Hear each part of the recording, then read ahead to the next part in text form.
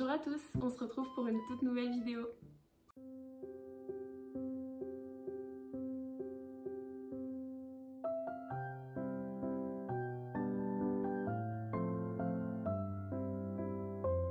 Cela fait maintenant 3 semaines que j'ai sorti ma première vidéo sur ma chaîne YouTube et entre temps les fêtes sont arrivées et je n'ai eu le temps de filmer aucune de mes nouvelles idées. Donc me revoici 3 semaines plus tard. J'en profite pour vous souhaiter à toutes et à tous une très belle année 2022. J'espère que vous avez passé de bonnes fêtes et que vous pourrez réaliser tous vos rêves lors de cette nouvelle année. Aujourd'hui, on se retrouve pour une nouvelle vidéo qui, vous l'aurez vu dans le titre, va parler de lectures qui peuvent se rapprocher de l'univers cottagecore, qui sont pour moi un petit peu des indispensables dans cet univers-là. Et au moins, si vous ne connaissez pas toute cette esthétique-là et tout ce style de vie, vous pourrez peut-être le découvrir à travers ces quelques livres que j'affectionne tout particulièrement et pour certains que vous connaissez peut-être même déjà. J'ai reçu pas mal de livres pour Noël et pour mon anniversaire et je me demandais si cela vous intéresserait que je vous fasse une vidéo de ma pile à lire pour les mois à venir. Donc voilà, si jamais ça vous intéresse, n'hésitez pas à me le dire en commentaire parce que pour l'instant je ne sais pas trop, j'hésite à faire ce type de vidéo, mais si ça peut vous intéresser, n'hésitez pas à me le dire. La première saga dont je vais vous parler, si vous n'en avez jamais entendu parler, je pense que vous avez vécu dans une grotte durant l'année qui vient de s'écouler parce qu'on en a entendu parler littéralement de partout, que ça soit suite à la série Netflix ou suite à l'édition en français des romans. On l'a vu de partout, principalement sur Instagram, sur les réseaux sociaux, un petit peu sur YouTube aussi dans les vidéos livres, lectures, etc. Donc bien sûr, vous vous en doutez, je vais vous parler de la série de Anne of Green Gables. C'était obligé que je vous en parle, bien sûr. Donc pour l'instant, les 3 premiers tomes sont sortis en français dans une super maison d'édition. Vraiment, ils font du travail incroyable. Je vous mettrai des petits close-up de tous ces livres qui sont littéralement des petits bijoux. Donc l'histoire de Anne au pignon vert, c'est tout simplement l'histoire d'une orpheline qui va se retrouver à être adoptée par 2 personnages qui sont en fait un frère et une sœur qui s'appellent Marilla et Matthew Cuthbert. Ils vivent dans une petite ferme dans le village d'Avonlea et ont décidé d'adopter un garçon pour pouvoir aider Matthew dans ses travaux à la ferme étant donné qu'il vieillit et que ça commence à devenir difficile pour lui. Sauf que, surprise, coup du sort, destin, appelez ça comme vous voulez, c'est la petite Anne qui va leur être présentée à l'adoption alors qu'ils avaient demandé un garçon. Et ça va faire pas mal de bruit dans le village d'Avonlea et complètement perturber le quotidien de Marilla et Matthew Cuthbert. Pour moi, ce livre représente totalement l'univers du cottagecore pour la simple et bonne raison que la vision poétique du monde à travers les yeux d'Anne nous transporte complètement et rejoint vraiment cette vision du slow life, je trouve. Et bien sûr, l'époque à laquelle l'histoire se déroule nous transporte dans cet univers-là et c'est vraiment un roman que je vous conseille à 1000% si jamais vous aimez les histoires un petit peu tranches de vie.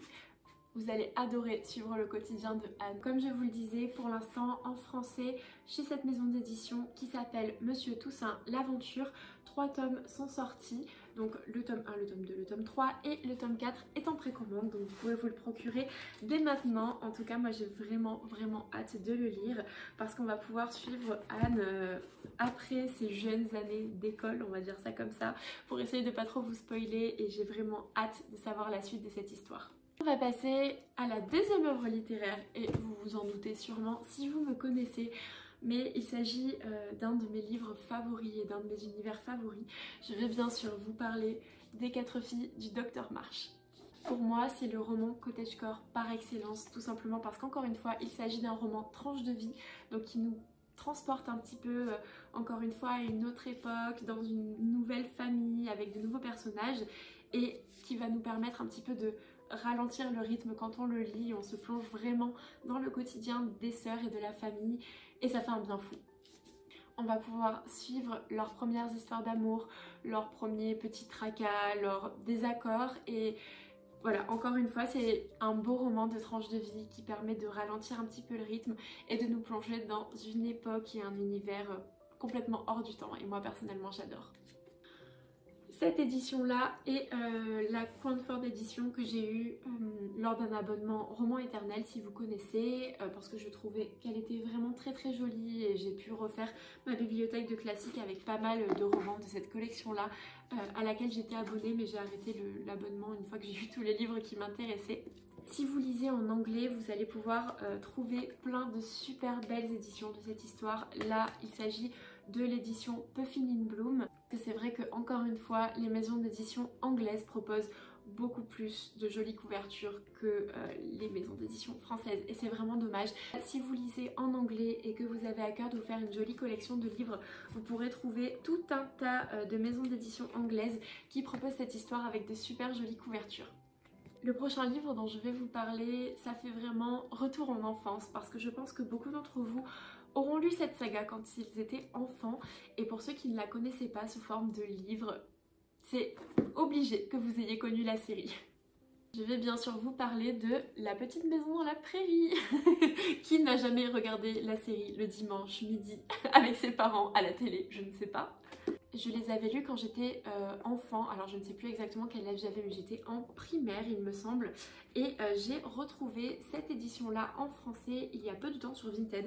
Donc je me suis racheté les 2 premiers tomes, mais je cherche encore les suivants qui sont pas très évidents à trouver dans cette édition-là. Donc dans cet univers qu'est La Petite Maison dans la Prairie, si vous ne connaissez pas, vous allez suivre le quotidien de la famille Ingalls et le livre est raconté par Laura Ingalls qui va en fait faire un récit autobiographique, sachant que elle et ses parents sont pionniers dans l'Ouest américain des années 1870 et c'est vraiment passionnant. Personnellement, moi qui aime bien l'univers des pionniers, un petit peu tout l'Ouest américain à ce moment-là, la ruée vers l'or, tout ça, c'est vraiment un univers que j'affectionne particulièrement et que je vous recommande. On y voit vraiment leur vie de façon simple, avec le strict nécessaire. Il y a de très belles valeurs qui sont véhiculées dans ces romans-là et ça fait vraiment plaisir de se replonger dedans, particulièrement si on l'a déjà lu quand on était enfant ou si on connaissait la série. Personnellement, ça me fait toujours un petit peu un effet doudou de les relire, donc je vous les conseille à 100%. Pour le roman suivant, également, c'est quasiment impossible que vous ne connaissiez pas. Personnellement, je l'associe à l'univers cottagecore, mais je ne sais pas si c'est le cas de tout le monde.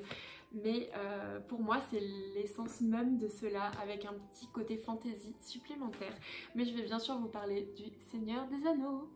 La saga du Seigneur des Anneaux de Tolkien, pour moi, s'inscrit vraiment dans le côté cottagecore, mais pas forcément pour l'histoire dans sa globalité, mais plus pour la vie des hobbits.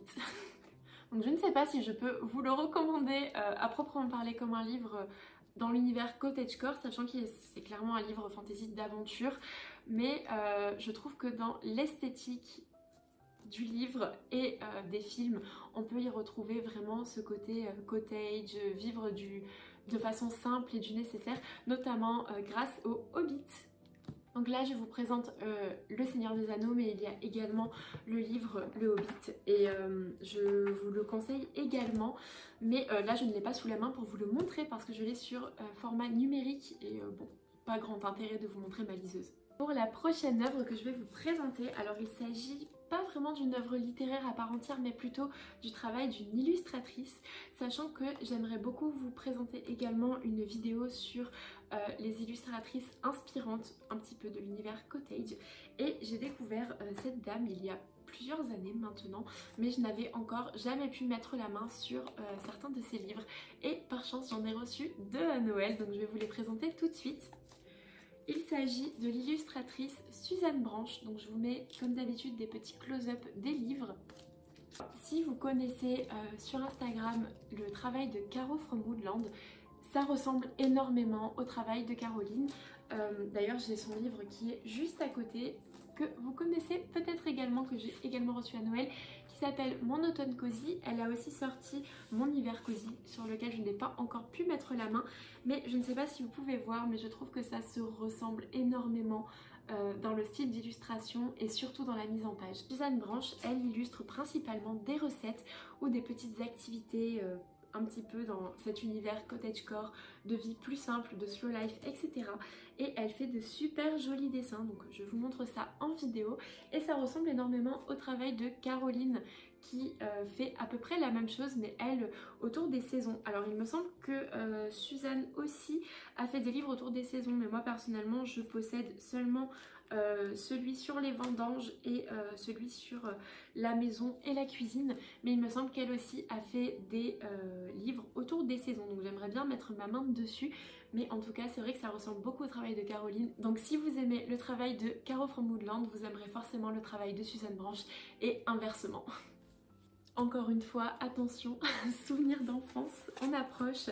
La prochaine illustratrice dont je vais vous parler est une artiste que je porte particulièrement dans mon cœur, puisque c'est une des artistes qui m'inspire le plus pour mes photos, l'univers dans lequel j'évolue, etc.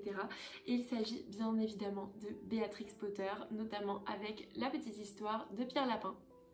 Donc Béatrix Potter, elle a illustré énormément d'histoires pour enfants autour de petits animaux qui sont un petit peu humanisés. Si vous n'avez jamais lu les histoires de Béatrix Potter, je vous conseille vivement de vous pencher sur son travail parce que les dessins sont extrêmement fins et c'est vraiment un plaisir de se plonger dans ces petites histoires toutes légères pour enfants, mais qui sont quand même un peu teintées de la dureté de l'époque dans laquelle elles ont été écrites. Mais en tout cas, c'est vraiment un travail magnifique en termes d'illustration. Et elle n'a pas illustré que Pierre Lapin, il y a aussi tout un tas d'autres petites histoires. Donc celles-ci que je possède sont en anglais, mais il y a plein de livres qui ont été traduits en français et qui regroupent toutes ces œuvres. Donc je vous recommande de vous plonger dans son univers parce que c'est vraiment pour moi l'essence même du cottagecore. Voilà, j'espère que cette vidéo vous aura plu. J'espère que j'aurai pu vous faire découvrir quelques œuvres si jamais vous voulez débuter pour vous plonger dans l'univers du cottagecore. J'espère que certains de ces livres vous auront donné envie d'être lus. Je vous ai pas vraiment fait de résumé très détaillé, tout simplement parce que je suis très nulle pour faire ça et que j'avais peur de spoiler sans le vouloir. Donc j'espère que vous ne m'en tiendrez pas rigueur, mais que rien qu'avec les titres, les couvertures et les quelques mots que je vous aurais dit dessus, ça vous aura donné envie de vous y plonger. Comme je vous le disais, je vous prépare une nouvelle vidéo sur notamment plus des illustratrices.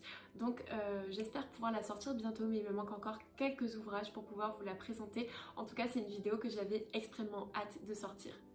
J'espère que cette vidéo vous aura plu et qu'elle vous aura donné envie de vous plonger dans certains de ces bouquins. En tout cas, jusqu'à la prochaine fois, prenez soin de vous. Bisous!